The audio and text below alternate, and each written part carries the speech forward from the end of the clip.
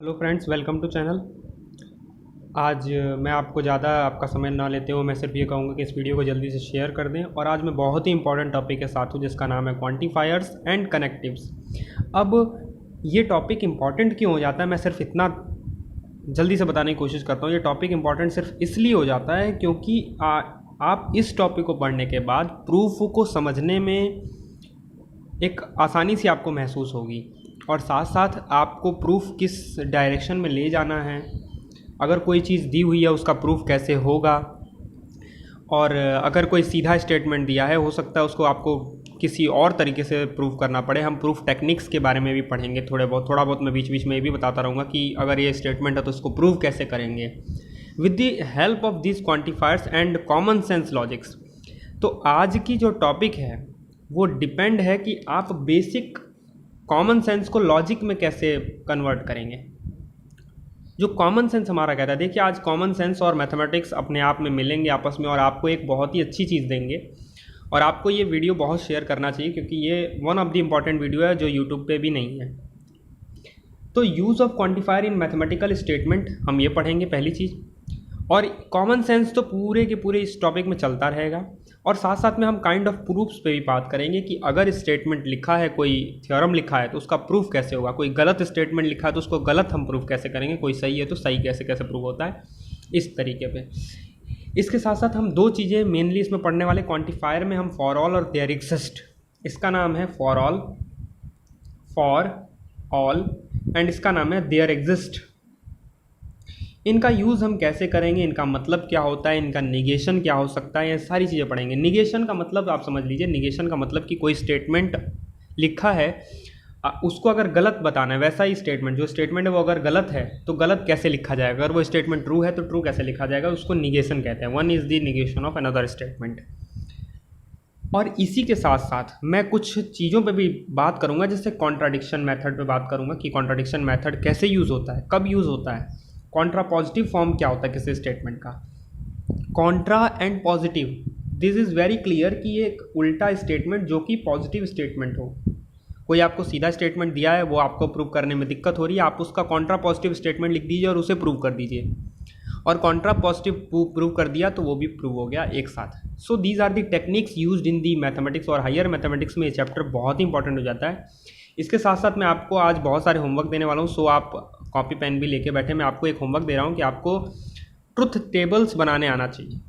आप इस टॉपिक को अवश्य पढ़ लें, ये बहुत ही इंपॉर्टेंट टॉपिक्स हैं, ये हायर मैथमेटिक्स के बेस हैं। ट्रुथ टेबल कैसे बनाया जाता है इस बात को आप थोड़ा पढ़ लें। अब देखिए हम शुरू करते हैं यहाँ से। मैं आपको यहाँ पे 3 स्टेटमेंट लिख के दे रहा हूँ, आप ध्यान से इन स्टेटमेंट को पढ़ें। ये रियल लाइफ एग्जांपल से मैं शुरू कर रहा हूँ मैथमेटिक्स को आज, कि you can find a page in this book not containing any picture. अब मैंने इन दिस बुक की बात की है, you can find a page in this book not containing any picture. पहली चीज़, हिंदी में बोलें तो आप एक ऐसा पेज इस किताब में फाइंड कर सकते हैं जिस पेज पर कोई भी फ़ोटो नहीं है, पिक्चर नहीं है। दूसरा स्टेटमेंट कह रहा है there is a rotten apple in this basket of apple. Apple की टोकरी में, सेब की टोकरी में एक रूटन एप्पल पड़ा है, खराब एप्पल पड़ा है। देयर एग्जिस्ट अ स्टूडेंट, एक ऐसा स्टूडेंट है क्लासरूम में, which is at least 6 feet toll, जो कम से कम 6 फीट टॉल है, एक ऐसा लड़का जरूर है क्लास में। ये 3 रियल लाइफ एग्जाम्पल्स हैं जो आपको देखने सुनने में मिल सकते हैं। तो आप इनको कैसे समझें, मैथमेटिकली ये कैसे लिखे जाते हैं। असल में आप अगर ध्यान से पढ़ें तो ये तीनों ही स्टेटमेंट एक क्वांटिफायर, जिस क्वांटिफायर का नाम है देखिए देयर एग्जिस्ट, जो हमने यहाँ लिखा हुआ है, ये इसका हम बार बार इस तीनों में यूज़ कर रहे हैं। देखिए कैसे यूज़ कर रहे हैं, मैं इसको समझाने की कोशिश कर रहा हूँ। तो अगर आप देखें, अगर हम सेट मतलब इसी स्टेटमेंट को, मैं इन तीनों स्टेटमेंट को अगर आपको अच्छे से समझाना चाहूँ तो यहाँ पे you can find a page in this book, मतलब कि देयर एग्जिस्ट, हम ये लगाएंगे there exist a page in the book, मतलब कि वहाँ इस पूरे बुक में एक ऐसा पेज होगा सच दैट क्या, सच that page has a picture, page has a picture, page के पास एक पिक्चर होगा। अब अगर ये स्टेटमेंट आपको दिया गया, आपको इस स्टेटमेंट को प्रूफ करना है, तो आपके पास क्या टेक्निक हो सकती है? प्रूफ की टेक्निक क्या होगी? अब देखिए, मैं पूरी तरह से मैथमेटिक्स बता रहा हूँ, लेकिन ये रियल एग्जाम्पल में मैथमेटिक्स कैसे टच हो रही है, और या फिर ये कहिए कि रियल लाइफ एग्जाम्पल मैथमेटिक्स को कैसे जनरेट कर रहा है। तो आपको प्रूफ करना है यही स्टेटमेंट या फिर ये स्टेटमेंट, दोनों स्टेटमेंट एक ही है कि there exist a page in the book such that page has a picture, कि उस पेज के पास एक पिक्चर होगी। अगर आपको इसको प्रूफ करना है तो आप क्या करेंगे? हर एक पेज को पलट पलट के देखेंगे, अगर उसमें से एक भी पेज ऐसा मिल गया जिस पे पिक्चर नहीं है, सो आप कह सकेंगे कि वहाँ पे एक ऐसा पेज हमें मिल गया था जिसके पास पिक्चर नहीं थी। अगर ऐसा हुआ कि कोई भी पेज नहीं मिला जिसके पास पिक्चर नहीं है, आपको बताना है, क्या बताना है? Book not containing a picture. यहाँ पे मैंने क्या लिखा है? Such that a page has no picture लिखना पड़ेगा। यहाँ मैंने थोड़ी सी गलती कर दी है, यहाँ देखिए, यहाँ पे मैं लिख देता हूँ page not has no picture. तो नो पिक्चर का मतलब है कि उसके पास कोई पिक्चर नहीं, वहाँ पे एक ना एक आप ऐसा ज़रूर ढूंढ लेंगे। तो अगर आपने पेज को पलटना शुरू किया किताब की और सारे पेज पे आपको एक एक पिक्चर मिलती गई, इसका मतलब है कि ये स्टेटमेंट फॉल्स हो गया। यही तो हुआ। अगर आपको इसको प्रूव करना है तो आपको बस पेज पलटने, अगर आपको एक भी कोई ऐसा पेज मिल गया जिसके पास पिक्चर नहीं थी तो आपने ये स्टेटमेंट प्रूव कर दिया। सो हम लिख सकते हैं फॉर ऑल एक्स। अब देखिए, हम एक बात और मैं बता दूं कि जो ये क्वांटिफायर्स होते हैं, देयर एग्जिस्ट वगैरह जो भी चीज़ें हैं, ये हमेशा सेट पे डिपेंड करती हैं। तो अगर मैं यहाँ पे सेट मान लूँ कि सेट है बुक का, सेट है पेजेस ऑफ बुक के पेज का सेट है, ये सेट आपने मान लिया। और इस सेट के एलिमेंट्स क्या हैं? पेज। और पेज के पास प्रॉपर्टी क्या है? प्रॉपर्टी देखिए, प्रॉपर्टी क्या है, आप ध्यान दें। बहुत अगर आप पहले से चीज़ें पढ़ रहे हैं तो आपको समझ आ रहा होगा कि मैं क्या कह रहा हूँ, और अगर आप नए नए हैं तो भी आप रियल लाइफ से जोड़ के देखिए कि सेट क्या है। पेजेस ऑफ बुक सेट है, पेज उसमें से ये जो एलिमेंट है वो पेज है, और पेज के पास एक प्रॉपर्टी है कि उसके पास एक पिक्चर है। अब एक बात बताइए, हमें यही तो प्रॉपर्टी को ट्रू या फॉल्स करना है। अगर आपके पास एक भी ऐसा पेज मिल गया जिसके पास ये प्रॉपर्टी नहीं है, मतलब कि पेज नहीं है, पेज है, तो आपने ये स्टेटमेंट को फॉल्स प्रूव कर दिया कि मैंने कहा था कि वहाँ पे आप हमेशा एक पेज फाइंड कर लेंगे जिसके पास एक पिक नहीं होगी, लेकिन आपको एक ऐसा भी कोई भी ऐसा पेज नहीं मिला जिसके पास होता, तो आपने प्रूव कर दिया। So these are the techniques used in the mathematics. अब ये तो प्रूफ की बात हुई कि आप प्रूफ कैसे करेंगे, तो आप ऐसे प्रूव कर देंगे for all x belongs to set of books, set of pages of book. मतलब कि फॉर ऑल मतलब कोई भी आप x ले लें पेजेस इस सेट में से जो कि बुक के पेजेस का सेट है। So x has property, x के पास प्रॉपर्टी क्या होगी? That x has no picture. मतलब कि कोई भी आप फॉर ऑल किसी भी element of this pages of book के लिए अगर आप लें तो उस x एलिमेंट के पास, देखिए x एलिमेंट के पास एक प्रॉपर्टी होगी। सच क्या प्रॉपर्टी होगी? कि x हैज़ नो पिक्चर। अगर यही स्टेटमेंट तो आपको प्रूव करना है, और ये स्टेटमेंट आपने लिख दिया, इसका मतलब है कि आपने इस स्टेटमेंट को मैथमेटिकल फॉर्म में लिख दिया। अब एक ही चीज़ को बताने में मेरे को 8 मिनट लग गया, वो मैं इसलिए बता रहा हूँ क्योंकि अगर आपने ये समझ लिया तो आप कोई भी प्रूफ करना, उसको क्या कह रहा है प्रूफ, ये सब समझने में बिल्कुल भी आसानी हो रहेगी, बिल्कुल भी दिक्कत नहीं होगी। अच्छा, निगेशन क्या होगा इस स्टेटमेंट का, देखते हैं। निगेशन देखिए, निगेशन में मतलब मेरे को क्या कहना है कि ये प्रॉपर्टी गलत है। हमको निगेशन में ये करना है कि you can find a page in this book not containing any picture. मतलब कि इसका निगेशन ये होगा कि there exist a page in the book which has a picture. मतलब कि इसका निगेशन ये लिखा, there exist a page in the book such that, there exist नहीं, यहाँ पे होगा, ये मैंने थोड़ा सा गलत कर दिया, यहाँ पे फॉर ऑल होगा, for all pages in the book such that page has no picture.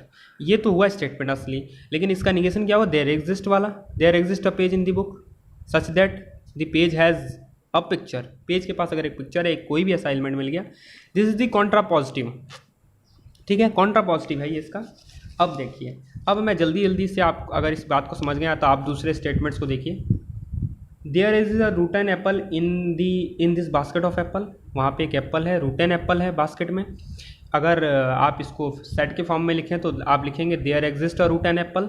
आप देयर एग्जिस्ट का साइन लगाएंगे यहाँ पे, और यहाँ पे सेट क्या है? देखिए, क्वांटिफायर हमेशा सेट पे डिपेंड करता है, मैंने बार बार बताया। तो देयर एग्जिस्ट, यहाँ पे सेट क्या है? बास्केट ऑफ एप्पल्स, ये सेट है। इस सेट में आप एक एलिमेंट अवश्य फाइंड कर लेंगे जो कि खराब हो, एप्पल होगा। एक एप्पल ऐसा जरूर फाइंड कर लेंगे जो कि खराब होगा। इसका निगेशन भी आप समझ सकते हैं कि सारे एप्पल सही होंगे, ये निगेशन है इसका। There exist a student in the classroom who is at least 6 feet tall, मतलब कि आप पूरी क्लास में से, यहाँ पे सेट क्या है, यहाँ पे क्लासरूम में जो बच्चे हैं वो सेट हैं, बच्चे हैं वो एलिमेंट है, क्लासरूम एक सेट है, और आप उन बच्चों में से एक बच्चा जरूर छांट सकते हैं जो 6 फीट टॉल होगा। अगर आपको इसको उल्टा देखना है तो आप सारे बच्चों को दिखा दीजिए कि वो 6 फीट टॉल से नीचे हैं, मतलब 6 फीट टॉल कोई भी नहीं। अब ये सारी चीज़ें किस पे थी, यूनिवर्सल क्वांटिफायर देयर एग्जिस्ट पे थी, ठीक है। अब आते हैं हम थोड़ा सा निगेशन पे। निगेशन और भी थोड़ा क्लियर कर देता हूँ मैं। निगेशन मैंने पिछले स्टेटमेंट में आपको थोड़ा बहुत बताया था। जैसे कि अब मैंने लिखा कि x belongs to x, x is a property, मतलब कि ये मान लीजिए बुक का सेट ऑफ द बुक था, पेजेस ऑफ द बुक था, तो वहाँ पे एक ऐसा पेज था जिसके पास एक प्रॉपर्टी थी p कि उसके पास कोई भी पेज नहीं होगा फॉर ऑल के लिए। लेकिन अगर इसका निगेशन करें तो देयर एग्जिस्ट लग जाएगा, मतलब कि फॉर ऑल का निगेशन देयर एग्जिस्ट से दिया जा सकता है कि वहाँ पे एक ऐसा पेज होगा सच दैट कि उसके पास एक पिक्चर होगी। मैंने यहाँ पे सेट के फॉर्म में लिख दिया। अब आप समझ जाएं कि जो क्वांटिफायर्स होते हैं वो डिपेंड करते हैं सेट्स पे। तो अगर x के पास एक प्रॉपर्टी है, इसका निगेशन हो जाएगा कि x के पास वो प्रॉपर्टी नहीं है। अब कुछ मैथमेटिकल स्टेटमेंट देखते हैं। अब रियल लाइफ तो आपने समझ लिया, मैथमेटिक्स में कैसे आगे, जैसे there exist a real number x such that x square equal to 1, ये एक ट्रू स्टेटमेंट है। फॉल्स स्टेटमेंट अगर आपको प्रूफ करना हो तो आप क्या करेंगे, देयर एग्जिस्ट बताना है, इसका मतलब कोई भी आप एक एलिमेंट ऐसा दिखा दें कि x स्क्वायर इक्वल टू 1 हो गया तो आपका काम बन गया। अगर ऐसा हो गया तो काम बन गया, काम खत्म।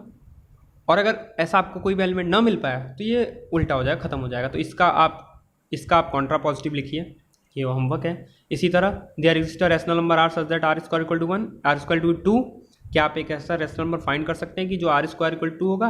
अगर इन सेंटेंस को हम क्वांटिफायर के रूप में लिखें तो कैसे लिखेंगे, there exist r such that x square equal to 1। इसी तरह इस स्टेटमेंट का क्वांटिफायर रूप क्या होगा, there exist x belong to q such that x square equal to 1। थोड़े कॉम्प्लिकेटेड स्टेटमेंट्स को देख लेते हैं।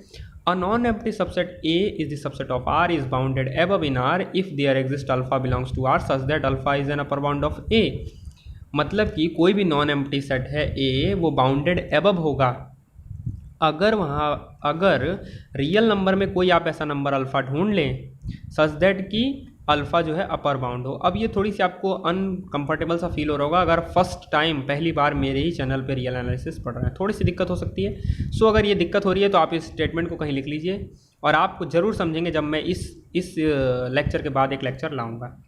अगला क्या है, इम्पॉर्टेंट है, बहुत इंपॉर्टेंट एक चीज़ समझिए कि ये भी हो सकता है कि एक स्टेटमेंट एक से ज़्यादा क्वांटिफायर्स को यूज़ करें। तो वो स्टेटमेंट कैसे दिखेंगे, जैसे आपने एक स्टेटमेंट लिखा कि for all x belongs to capital X। जैसे एक बात और, स्मॉल x को हमेशा मैं एलिमेंट से दिखा रहा हूँ और कैपिटल X को हमेशा मैं सेट से दिखा रहा हूँ। तो for all small x belongs to capital X there exist a y such that y has a property. इस स्टेटमेंट का मैथमेटिकल मेथड क्या होता है, जनरल फॉर्म में मेथड ये मतलब ये है कि जो y है, ये जो y है वो डिपेंड करेगा इस x पे, डिपेंड है, मतलब कि for all x there exist y, मतलब कि जो y है वो x पे डिपेंड करेगा, मतलब कि x की जो वैल्यू लेंगे उसी हिसाब से y चेंज होता रहेगा। जैसे इसका एक एग्जांपल समझिए, पैराबोला देखिए, मतलब क्या बोलते हैं, रेक्टेंगुलर हाइपरबोला देखिए कि for all x belongs to r minus 0, non negative real numbers में से हर x के लिए हमारे पास एक y होगा such that x y equal to 1। आप दोनों को कनेक्ट करा पा रहे हैं? अगर करा पा रहे हैं तो इसका निगेशन लिखिए, इसका निगेशन क्या होगा। अगर इसको प्रूफ करना है तो आप कैसे प्रूफ करेंगे। अब आते हैं एक और इम्पॉर्टेंट फैक्ट लास्ट, इसके बाद हम थोड़ी सी और चीज़ें देखेंगे, बट ये एक इम्पॉर्टेंट फैक्ट है कि ऑर्डर, किसी भी क्वांटिफायर का ऑर्डर बहुत मैटर करता है किसी सेंटेंस में। आप क्वांटिफायर को चेंज कर देंगे उस स्टेटमेंट का मतलब चेंज हो जाएगा। जैसे हम यहाँ देखें कि अगर कोई ऐसा अल्फ़ा आर में है सच दैट कि सारे ए, देखिए मैं अब इस क्वांटिफायर को अपने सिंपल मीनिंग में बोल रहा हूँ कि वहाँ एक अल्फ़ा आर में ज़रूर होगा, आर मतलब रियल नंबर में एक अल्फ़ा ज़रूर होगा सच दैट कि सारे एक्स ए सेट के छोटे होंगे उससे।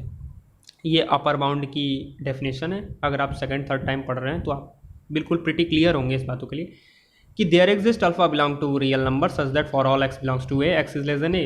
अगर आप इन क्वांटिफायर्स को चेंज कर दें, आप देखिए अब ये क्वांटिफायर को मैं चेंज कर रहा हूँ, ये यहाँ कर रहा हूँ, ये यहाँ कर रहा हूँ, आप समझ रहे हैं। अगर मैं ये कर दूँ तो क्या होगा, देखिए फॉर ऑल एक्स, देखिए मैंने पहले इसको लिख दिया, फॉर ऑल एक्स इन ए, सारे ए के एलिमेंट्स के लिए हमारे पास एक रियल नंबर होगा such that x is less then alpha. अब इस और स्टेटमेंट में क्या अंतर है, आप समझ पा रहे हैं।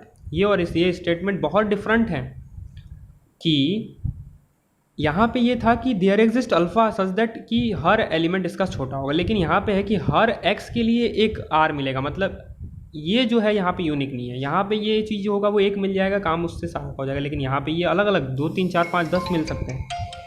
तो आप इन बातों को समझिए, और अगर आप ये बात समझ रहे हैं तो आप पूरी रियल एनालिसिस अपने मन से भी पढ़ सकते हैं विद सम गाइडेंस। कुछ गाइडेंस आपको मिलती रहेगी, आप इस क्वेश्चन को पढ़ सकते हैं। आप इसको समझिए, आप एक बार 2 बार ज़रूर इस वीडियो को देखिए ताकि आपको इससे फ़ायदा मिले, ज़्यादा से ज़्यादा आप इन बातों को समझ पाएँ, क्योंकि ये कॉमन सेंस की बात है। अगर आपके पास कॉमन सेंस है तो आप इसको अपने लैंग्वेज में समझ सकते हैं। अब इसी चीज़ का मैंने यहाँ पे आपको एक्सप्लेनेशन दिया हुआ है, आप चाहें तो इसका स्क्रीनशॉट ले लें, पॉज करके वीडियो को देख लें। एक और एग्जांपल मैं अगर दूँ कि अगर मैं एक सेट में बताना चाहता हूँ, कोई सेट है और इसके पास मैं बताना चाहता हूँ कि आइडेंटिटी होगी कि नहीं, आइडेंटिटी होगी कि नहीं, एक चीज़ बताना चाह रहा हूँ, बी बताना चाह रहा हूँ कि इनवर्स।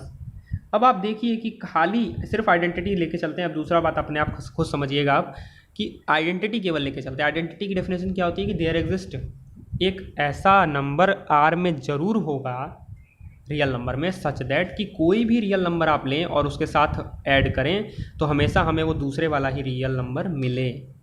अब देखिए क्वांटिफायर्स का कितना कमाल है कि देयर एग्जिस्ट थीटा मिला, मतलब कि ये एक नंबर की बात कर रहा है, देयर एग्जिस्ट थीटा, मतलब एक से ज़्यादा हो सकता है, लेकिन यहाँ पे तो आप रियल नंबर के तो बारे में जानते ही हैं कि 0 एक एडिटिव आइडेंटिटी हमारे पास है, और वो ऐसी आइडेंटिव आइडेंटिटी है कि x plus theta, theta plus x जो हो x के बराबर हो जाता है। आप क्लियर है इसके बारे में। ऑर्डर को चेंज करके देखते हैं, मतलब कि ये चीज़ को मैं यहाँ ला रहा हूँ, ये चीज़ को मैं यहाँ ला रहा हूँ, देखो क्या होता है। फॉर ऑल एक्स आर, हर आर के एलिमेंट के लिए हमारे पास एक y होगा। कैसा y होगा, such that x plus y equal to theta and y plus x equal to theta. आप समझ रहे हैं किसकी डेफिनेशन है, पूरी तरह से डेफिनेशन ही चेंज हो गई। ये आइडेंटिटी की डेफिनेशन थी और ये इन्वर्स की डेफिनेशन हो गई।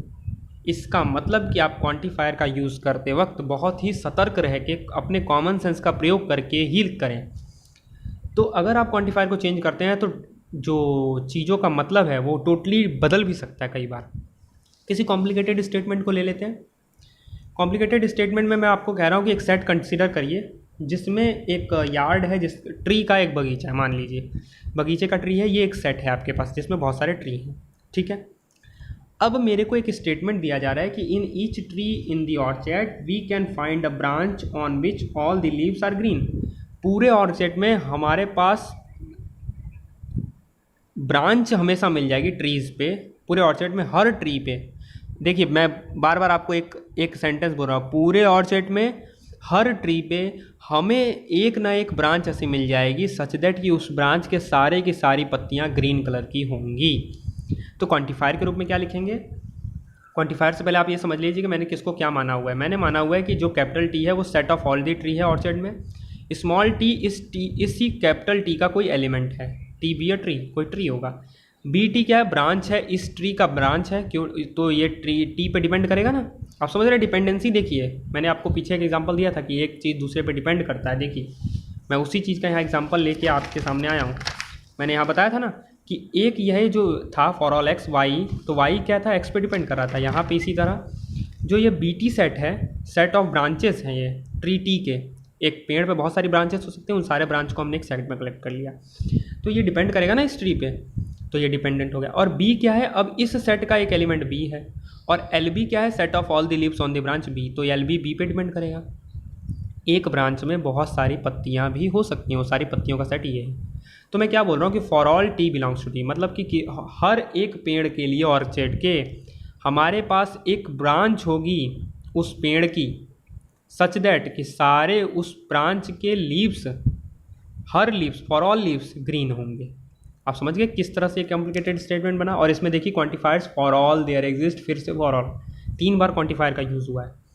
अब निगेशन क्या होगा, निगेशन सिर्फ फॉर ऑल को देयर एग्जिस्ट में चेंज कर दीजिए कि देयर एग्जिस्ट ए टी, हमारे पास एक अगर हम कोई भी एक ऑर्चर्ड में से एक पेड़ निकाल लें जिस पेड़ पर कोई एक ब्रांच हो, जिस पेड़ पर सारे ब्रांच में लीव्स हो जो कि ग्रीन ना हो। अगर आप एक भी लीव्स ऐसे फाइंड कर दें तो आपने इस स्टेटमेंट को फॉल्स कर दिया। Sorry sorry sorry sorry. So ये तो हुई बातें थोड़ी सी। अगर आप ये अगर आप ये वीडियो एक बार में नहीं समझ पा रहे हैं तो आप 1 2 3 बार 4 बार इस वीडियो को देखें, और देखने से बार बार आप इसको एक्सपीरियंस करेंगे, क्योंकि कॉमन सेंस हमेशा एक्सपीरियंस से आता है। कॉमन सेंस कोई मिस्टीरियस चीज़ नहीं है जो लेके आदमी पैदा होता है, हमेशा आप एक्सपीरियंस करेंगे आपके पास कॉमन सेंस आएगा। तो इसको बार बार आप देखेंगे तो एक्सपीरियंस आएगा। अब हम कनेक्टिव्स पे आते हैं कि कैसे कनेक्ट होता है, दो स्टेटमेंट को, दो वर्ड का यूज़ करके एक स्टेटमेंट बनाना। जैसे अगर लिखा है कि a real number x is greater than or equal to 0, मैंने क्या क्या बोल दिया, 2 चीज़ें बोल दी मैंने। देखिए मैंने क्या क्या बोल दी, मैं इस पेज में लिख रहा हूँ, जो हमने खाली पेज बनाया था उस पर लिखते हैं। मैंने लिखा है कि x is greater than or equal to 0, इसका मतलब 2 वर्ड मैंने बोले, ग्रेटर और इक्वल। देखिए 2 स्टेटमेंट मैंने बोल दिए कि मतलब x जो है वो तो ग्रेटर देन 0 होगा या इक्वल टू 0 होगा। आप समझ रहे हैं 2 स्टेटमेंट क्या क्या है इसमें। अगर मैं नोटेशन में लिखूँ तो x इज ग्रेटर देन 0 एक स्टेटमेंट है, और दूसरा स्टेटमेंट है x इज इक्वल टू 0, ये दूसरा स्टेटमेंट। आप समझ रहे हैं बात को। तो 2 स्टेटमेंट को एक साथ लिखा जा सकता है इस तरह। अब अगर इसका निगेशन आपको लिखना है तो कैसे लिखेंगे आप ये समझिए। आपके पास लिखा है कि x is greater than or equal to 0, आपको इसका निगेशन लिखना है। निगेशन का मतलब हुआ कि ये जो दोनों स्टेटमेंट है एक साथ फॉल्स हो, मतलब कि x इज ग्रेटर देन 0 ये भी फॉल्स हो, x इज इक्वल टू 0 ये भी फॉल्स हो। तो या तो आपका ये निगेशन हो गया, लेकिन इसका निगेशन आप और अच्छे से जानते हैं कि अगर मैं डायरेक्ट ये लिख दूँ x is less then 0, so this only statement which is the negation of this statement. आराम से आप बता सकते हैं। अच्छा, अगर एक स्टेटमेंट फॉल्स है इसका मतलब क्या होता है आप समझिए कि if the statement is of the form p और q, p और q के फॉर्म में। जैसे ये स्टेटमेंट किस फॉर्म में था, p और q था कि x इज ग्रेटर देन, और देखिए बार बार आ रहा है ग्रेटर देन, और अगर और टाइप में कोई स्टेटमेंट है, इधर कोई प्रॉपर्टी p लिखी है, इधर कोई प्रॉपर्टी q लिखी है, इधर बीच में और लगा है, तो ऐसे स्टेटमेंट का निगेशन होता है कि या तो p फॉल्स हो और q भी फॉल्स हो। और लिखा है यहाँ पे मैंने, ये एंड का निशान है, मतलब कि दोनों प्रॉपर्टी का फॉल्स होना बहुत ही ज़रूरी है। अगर एक प्रॉपर्टी फॉल्स होगी तो इसका मतलब वो निगेशन नहीं है। इसका मतलब एक और चीज़ आप कह सकते हैं कि not p and not q। Common life example इसका आप बताइए। कॉमन लाइफ एग्जांपल मैं आपको ऐसे दे रहा हूँ कि आपको एक फ़ोन लेना है जिसके अंदर कैमरा अच्छा हो। कैमरा अच्छा का मतलब मान लीजिए 48 मेगापिक्सल का कैमरा हो, और बैटरी 6000 मेगाहर्ट्ज़ की हो, mAh कुछ ऐसा ही लिखते हैं, देख लीजिएगा कैसे लिखते हैं, कोई बात नहीं। अगर आपको ये 2 टाइप के मोबाइल चाहिए तो आप क्या करेंगे, और आपको एक दुकानदार ने मोबाइल दिखाया, आपको एक मोबाइल दिखाया, आपने उस मोबाइल को क्या कर दिया, रिजेक्ट कर दिया। अब मैं आपको एकदम रियल लाइफ एग्जांपल दे रहा हूँ निगेशन का, और यहीं पे मैं वीडियो को समाप्त करता हूँ, क्योंकि वीडियो पता नहीं क्यों इतनी लंबी हो जा रही है। मैं जल्दी जल्दी बताने की कोशिश कर रहा हूँ फिर भी, बट मेरे को खुशी है क्योंकि अब मैं ऐसी चीज़ें बता पा रहा हूँ आपको। और अगर आप इस चीज़ों को देख रहे हैं तो आप ये 30 मिनट या 35 मिनट की वीडियो में आप एक अच्छा कंटेंट जो आपको यूट्यूब पे शायद ही नहीं मिल रहा है आपको। तो देखिए, आपको एक दुकानदार ने मोबाइल दिखाया, आपको इस 2 तरह के फ़ोन लेने थे। एक 2 तरह के नहीं, एक फ़ोन में 2 फीचर हों। एक फीचर हो कि 48 मेगापिक्सल कैमरा और दूसरा 6000 मेगाहर्ट्ज़ बैटरी। आपको मोबाइल दिखाया उसने, और आपने उस मोबाइल को रिजेक्ट कर दिया। रिजेक्ट किया इसका मतलब क्या कमी रही होगी उसमें, या तो उसका camera not equal to 48 megapixel होगा, और या तो उसकी बैटरी 6000 की नहीं होगी, 6000 मेगाहर्ट्ज़ की बैटरी नहीं होगी। इन दोनों में से कोई एक काम हो सकता है। तो अब मैं इसको सेट के फॉर्म में लिख रहा हूँ। आप देखें कितना कॉमन सेंस, कहाँ से मैथमेटिक्स उठ के और आज इतनी कॉम्प्लिकेटेड चीज़ों का आंसर मैथमेटिक्स दे रही है। इसका मतलब अगर मैं एक डब्ल्यू सेट बनाऊँ, set of all the phones whose camera is 48 megapixel, ये डब्ल्यू सेट मैंने बना दिया। एक वी सेट में ये बना रहा हूँ कि all phones whose battery is 6000 megahertz. ये 2 सेट्स हैं, मतलब इसके अंदर वो सारे फ़ोन्स हैं जिसके पास 48 मेगापिक्सल का कैमरा है, और ये वो सेट है जिसके पास 6000 मेगाहर्ट्ज़ की बैटरी है। तो आपको फ़ोन कौन सा चाहिए, आपको फ़ोन चाहिए W इंटरसेक्शन V का, मतलब कि जो फ़ोन इसमें भी हो इसमें भी हो, वो फ़ोन आपको चाहिए। So this is the very common example of real life, then where you use the mathematics in very hardcore form. आपको एक ऐसा फ़ोन चाहिए था जिसके पास 48 मेगापिक्सल का कैमरा भी हो, 6000 मेगापिक्सल की बैटरी भी हो, आपने रिजेक्शन कर दिया। मतलब उसका निगेशन क्या हो सकता है? या तो कैमरा ना हो या तो बैटरी ना हो उसके पास, निगेशन आपने लिख दिया यहाँ। और आपको प्रूफ क्या करना है? आपको प्रूफ ये करना होगा कि अगर वो एलिमेंट, वो फ़ोन अगर डब्ल्यू इंटरसेक्शन वी में है तो वो हमारी सारी कंडीशन को सेटिस्फाई करेगा। This is the way how to mathematics grow. अब मैथमेटिक्स ग्रो तो हो गई, अब उसने खुद से अपने कई सारे चीज़ें देने शुरू कर दी। अब मैं एक और एग्जांपल आपको दे रहा हूँ कि a इक्वल टू बी एक स्टेटमेंट है। a कोई सेट है जो b के बराबर है। ये कब होगा? इफ़ एंड ओनली इफ आप जानते हैं बहुत अच्छे से कि a is the subset of b हो जाए and b is the subset of a हो जाए। अगर ये दोनों सेट x से कंप्लीट हो जाए तो हो जाएगा। या फिर दूसरे तरह से कहें कि for all x belongs to a, x belong कर जाए b में। अगर x a में है तो वही x b में हो जाए। और इसी तरह for all x belongs to b, और या फिर y ले लीजिए, x तो हमने ऊपर ले लिया, y बिलोंग कर जाए a में। अगर ये दोनों स्टेटमेंट एक साथ ट्रू हैं तो हमारे पास ये ट्रू हो जाएगा। इसका निगेशन क्या होगा? This is the homework for you. ये आपके लिए होमवर्क है कि आप इस स्टेटमेंट का भी निगेशन लिखने की कोशिश करें कि गलत कैसे हो सकता है। a इक्वल टू बी गलत कैसे कैसे हो सकता है? मैंने तो आंसर ही बता दिया आपको। अगर आपको इसका निगेशन लिखना है, इसका मतलब है कि a इक्वल टू बी का उल्टा क्या हो सकता है। आप समझ रहे होंगे बातों को। So this is one of the most important lecture of real analysis. आप इसको बार बार देखें, तब तक देखें जब तक कि आप इन चीज़ों के लिए कंफर्टेबल ना हो जाएं। अब मैंने इसमें कई प्रूफ टेक्निक बताई कि आपको प्रूफ क्या करना है। स्टेटमेंट कुछ और लिखा है लेकिन उस स्टेटमेंट का कॉन्ट्रा पॉजिटिव फॉर्म आपको प्रूफ करना है, उसका निगेशन प्रूफ करना है। मैंने आपको क्वांटिफायर्स बताए। और ये सारी चीज़ें मिल के मेरे अगले लेक्चर, जो कि अगला लेक्चर आप हो सकता है अपर बाउंड्स पे आए, उसको पढ़ने में आप मोर कंफर्टेबल फील होंगे। लेकिन जब तक अगला लेक्चर आता है तब तक आप इस चैप्टर को अच्छे समझें। This is a request to me. ये मेरे ओर से आपके लिए रिक्वेस्ट है कि आप इस चैप्टर को मन से पढ़ें। और we meet very soon. Thanks for watching. Share this video and share this video. Thanks.